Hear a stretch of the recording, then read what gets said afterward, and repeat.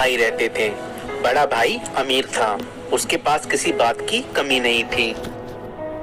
छोटा भाई गरीब था, मेहनत मजदूरी करके पेट पालता था। एक दिन दोनों भाइयों में बहस होने लगी। बड़े भाई ने कहा, भले का भला नहीं होता, आज की दुनिया में भले को भीख भी नहीं मिलती, इसलिए दूसरे का चाहे बुरा ही क्यों ना हो, अपने भले की बात सबसे पहले सोचनी चाहिए। छोटे ने कहा, नहीं भैया, कष्ट औरों को हो ऐसे में अपना भला कैसे हो सकता है। बड़े ने कहा, चल हम गांव में लोगों से पूछ लेते हैं, तेरी बात सही निकली तो मेरे पास जितना धन है वह सारा तेरा, और मेरी बात सही निकली तो जो तेरे पास है वह सब कुछ मेरा। छोटे ने कहा, ठीक है चलो, और दोनों गांव में निकल गए। गांव में पहुंचकर एक से पूछा, दो से पूछा, तीन से पूछा, सभी लोग यही कहने लगे कि आजकल भलाई का जमाना नहीं रहा, भलाई करने वाला तो भूखा मरता है, भले आदमी का कहीं गुजारा नहीं होता, और जो बुरी राह पर चलता है वह खूब फलता फूलता है, धन दौलत से सुखी रहता है। अब छोटे भाई के पास जो खेत का छोटा टुकड़ा था वह भी शर्त में हार गया। अब वह दाने दाने को मोहताज होने लगा, बीवी बच्चे भूखे मरने लगे, खाने को कोई उधार भी नहीं देता था। वह अपने बड़े भाई के पास गया चावल उधार लेने के लिए, सोचा बड़ा भाई है वह दे देगा। उसने बड़े भाई से कहा, भैया 10 किलो चावल दे दो, घर में अन्न का दाना तक नहीं है, बच्चे भूखे मर रहे हैं। बड़े भाई ने तुरंत कहा, पैसे दे दो और जितना चाहे चावल ले जाओ। छोटे ने कहा, पैसे तो नहीं है। इस पर बड़े भाई ने कहा, तो फिर अपनी एक आंख दे दो। छोटे ने सोचा मजाक कर रहा है, चावल के बदले एक आंख थोड़ी लेगा, पर बड़े ने चावल के बदले एक आंख निकलवा ली और 10 किलो चावल दे दिए।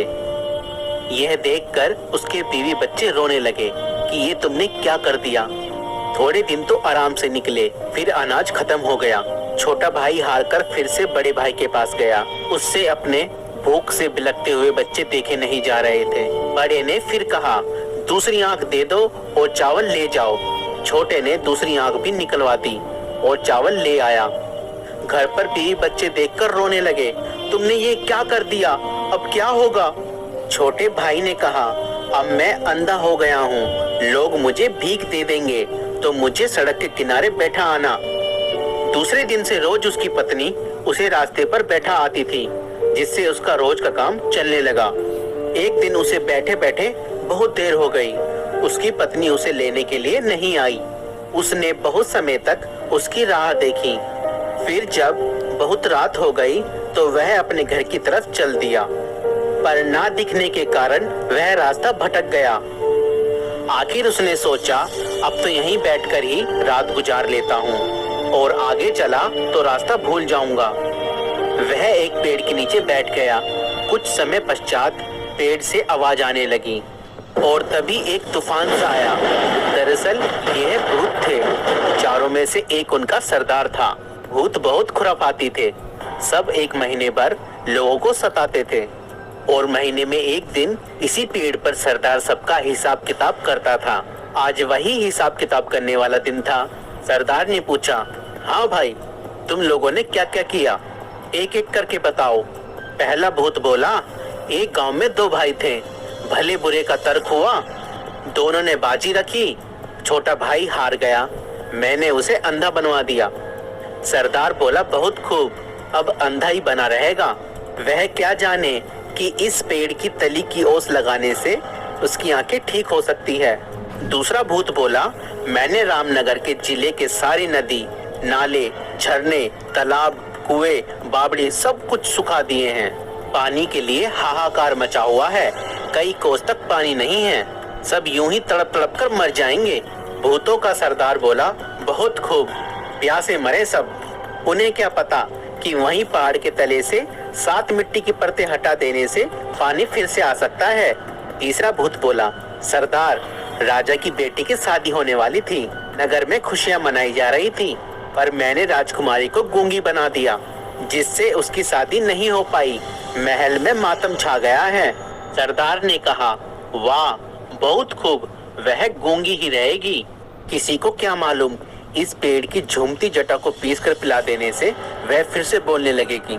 खैर, चलो 1 महीने बाद इसी दिन फिर यहीं मिलेंगे। एक तूफान सा उठा और चारों भूत चले गए। तब तक सवेरा हो गया था। अंधे भाई ने सबसे पहले वहां की ओस की बूंदें अपनी आंखों पर लगाई। उसकी आंखें लौट आई। वह खुशी से झूम उठा। उसने जल्दी से पेड़ की जटा ली और अपने घर लौटा। उसकी आंख वापस आ जाने से सब बहुत खुश हो गए। उसने सारा किस्सा अपनी पत्नी को सुनाया और घर से निकल गया और सीधे रामनगर पहुंचा। वहां की हालत देखी तो रोने लायक थी। सूखकर धरती फट रही थी। कहीं एक बूंद पानी नहीं था। हाहाकार मचा हुआ था।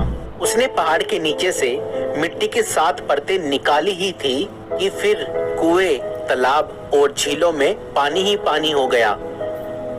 वहां के राजा ने उसे अपार धन दिया। फिर वह राजा के महल में जा पहुंचा। जाते ही उसने कहा, महाराज, मैंने सुना है कि राजकुमारी गूंगी हो गई है।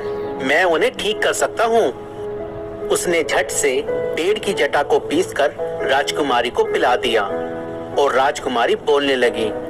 राजा बहुत खुश हुआ। राजा ने असरफियों से उसकी झोली भर दी, गाड़ी घोड़ा दिया और रहने के लिए एक महल देकर परिवार के साथ यहाँ आकर रहने को कहा। छोटा भाई धन से लदा घर लौटा। उसके परिवार में खुशी की लहर दौड़ गई। बड़े भाई ने देखा कि उसकी आंखें भी आ गई और इतनी दौलत भी। वह ईर्ष्या से जलने लगा। उसने छोटे भाई से माफी मांगी और आग्रह किया कि उसे भी वह राज बता दे। छोटे भाई को दया आ गई। उसने सारा राज बड़े भाई को बता दिया। बड़ा भाई भी उसी जंगल में गया, उसी पेड़ तले बैठा। फिर वही तूफान आया और भूतों की आवाज आने लगी। लेखा जोखा होने लगा। भूत कहने लगे, जो किया कराया था सब पर पानी फिर गया। जरूर किसी ने अपना भेद सुन लिया। भूत जब पेड़ से उतरे तो बड़े भाई को बैठा पाया। बस फिर क्या था, झट से उसका गला घोट दिया और बड़ा भाई वहीं मर गया। मित्रों, कहानी थोड़ी काल्पनिक है, लेकिन इससे हमें ये शिक्षा मिलती है कि भला करने वाले के साथ बुरा नहीं होता। वह बुरा करने वाले के कर्मों का परिणाम देर सवेर उसके सामने आता जरूर है। मनुष्य को हमेशा संतुष्ट रहना चाहिए। जो ज्यादा लालच करता है उसका हाल बड़े भाई के समान होता है। दोस्तों, हो सकता है कि आपका भाई, आपकी बहन, आपकी बीवी, आपका पति, आपके रिश्तेदार या दोस्त आपके पीठ पीछे आपको धोखा दे रहे हो, तो आप चिंता ना करें। देर सवेर परमात्मा उनके बुरे कामों का फल उन्हें जरूर देगा। दोस्तों, इस वीडियो को लेकर आपकी क्या राय है, नीचे कमेंट करके जरूर बताएं।